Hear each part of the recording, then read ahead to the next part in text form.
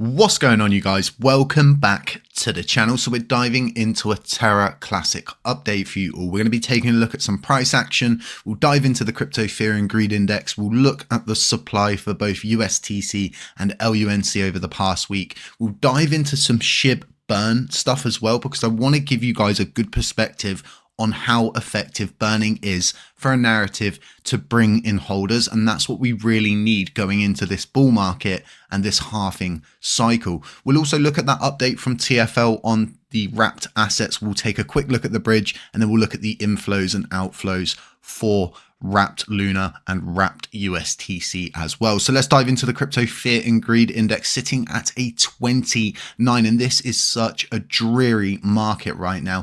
BTC is just chop solidating, and throughout that chop solidation we're seeing pure market punishment. And I've been saying this for a while. I keep touting the word chop solidation, and it is happening, and this is what we're going through at the moment, and it's going to continue to punish you. And all you can do in these situations is just try and dollar cost average in on those lows and stay humble and stay loyal to your bag, because this truly is where millionaires begin to be made. Let's dive over to some price action, and we really are in point critical from my position. We are either going to move upwards or we're going to move heavily downwards, and this is all going to be determined on what BTC does. We are going to see some selling pressure coming in from those wrapped assets, but I don't think it's going to be as heavy as everybody else is kind of thinking it's going to be, because we're just not seeing a huge amount of outflows.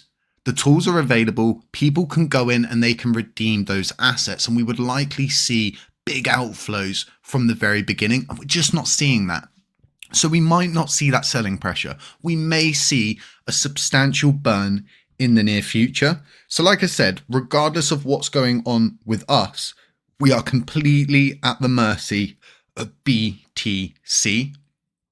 And it's as simple as that. You shouldn't get yourself in a hissy fit. You shouldn't get your pants twisted. You shouldn't become sad because Luna Classic isn't doing what we want it to do. We need to take a step back and we need to look at what BTC is doing. And currently, right now, everything's going to be determined on what BTC does, even Ethereum at this point. So let's move over and let's look at that LUNC supply, and it really is taking a huge hit this week at around 1.2 billion LUNC, taking that supply from the 6.84 trillion level down to that 6.78 trillion level. And although this doesn't feel like a lot, and when you start to do the maths behind this, it becomes horrible, and you start to come up with heavy amounts of years. But what we all need to understand is it is going to pick up in the future. Things will get better. Things will get easier. But the fact that we've seen this amount burned before the Binance burn comes in is amazing. This is exactly what we need during this halving cycle. And it's the kind of news we're going to need to show people on the outside that, hey, don't go and buy SHIB. Don't get involved in SHIB if you're specifically going for the burn narrative, because inherently there is a better opportunity here, and that is a fact. So 1.1 million of that USTC supply has been torched over the past week. Something I've been speaking about on Twitter and putting posts up about is the idea of Binance possibly starting to burn USTC as well as the LUNC, because they are the top holder when it comes to USTC and LUNC as well, on top of being the biggest LUNC burner. Talk about a vested interest, right? Right, let's dive into this update from TFL. So the shuttle bridge interface is now reopened, and you can go in and you can redeem your wrapped assets. Reopening the bridge allows users to send LUNC and USTC bridge to the Ethereum mainnet, BNB chain, and Harmony network back to Terra Classic. The bridge will remain open from now until 30 days after the effective date of Terraform Labs Chapter 11 plan, which is estimated to be on or around the 30th of October 2024, based on an anticipated September 30th effective date, which is subject to change. The opening bridge gives you the opportunity to redeem your assets and use them as you wish. Please ensure you redeem your assets as soon as possible to avoid any issues. After the bridge closes, any user's assets still in the contract will be burned and the bridge will be permanently shut down. And you can access the shuttle bridge interface here with this link, and I'll provide a link to this tweet in the description of this video.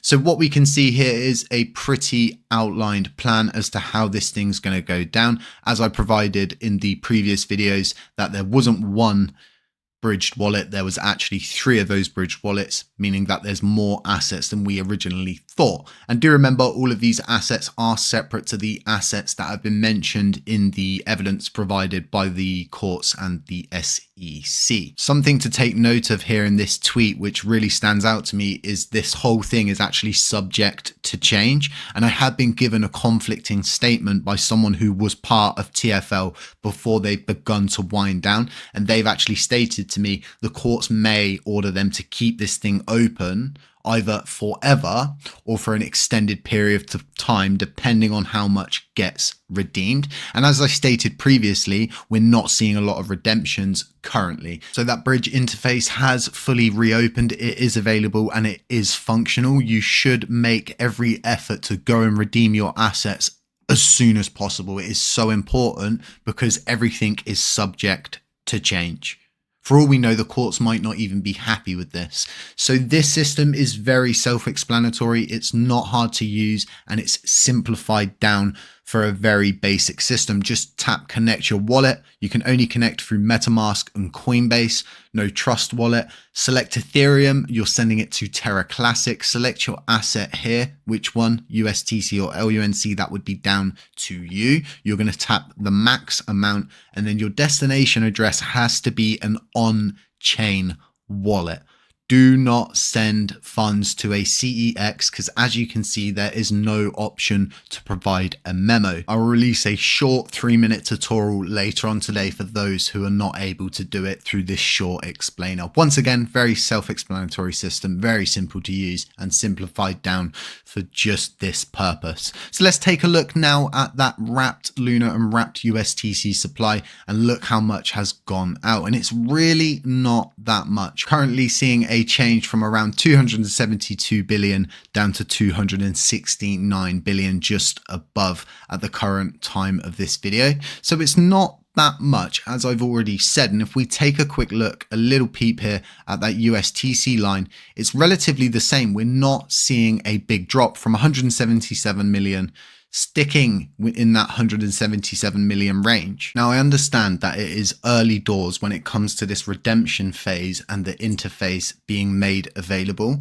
but we're also in a situation where a lot of the people who did hold these coins held them during a time when there was a substantial crash, and this probably left a lot of them in a position where they just ejected from crypto. They left entirely and they gave up on the idea, the concept of crypto, because that's how bad the crash was. So when we're talking about the bulk of these assets and we're really diving into it, we're talking about just over $250 billion. The redemption window is not that long. And the subject to change that is stated, I think, could come down to knowledge in the courtroom at the time.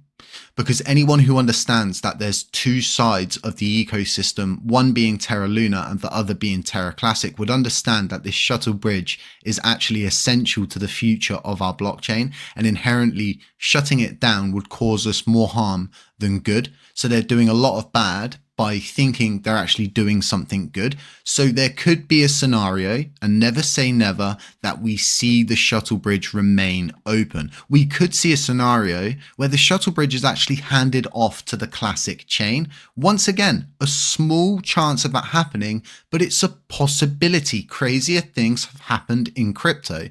So when we look at the USTC side of this wallet, we can see it's ranked 7th out of all of the holders worldwide. So this is once again a substantial amount. 2 days had passed, and then prior to those 2 days you could make small redemptions as well, and a lot of the redemptions that are being made are in regards to that arbitrage opportunity that is made available, and the window on that is closing as the wrapped Luna price goes up and more people bank in on that opportunity. So this could lead to a scenario where we see the fizzling out of wrapped Luna assets being redeemed and then leaving us with that very core user base from the crash that was initially there that might possibly not be around anymore. Now, when I look at this whole scenario from a business perspective, I think about us as a blockchain acquiring the Terra shuttle bridge and the interface in its current format and reproducing it at a later stage. And the reason why I say reproducing it is because we would rather see all of these assets burn from a business perspective. Once again, not married to these ideas, but I'm thinking from a business perspective. We would be better off, and it would be far more beneficial for this blockchain if we waited for the shutdown from TFL side and they actually destroy the contracts, they destroy the interface, and they burn all of the coins. Then we could have a development team on our side of things go in and possibly reproduce this as Terra has. And if they were able to do it that quickly, I don't understand why another team in the cosmos would not be able to do that. This is certainly a situation that could pan out in many different ways, depending on how we react to it and how the courts react to it in that Chapter 11 hearing on the 19th of September. So we will keep you up to date as always, as much as possible here on the channel. And if you haven't yet already, drop a like, drop a comment, subscribe, hit the notifications bell to stay informed. And aside that, just stay safe, stay humble, stay aware, and we'll catch you in the next one. Peace.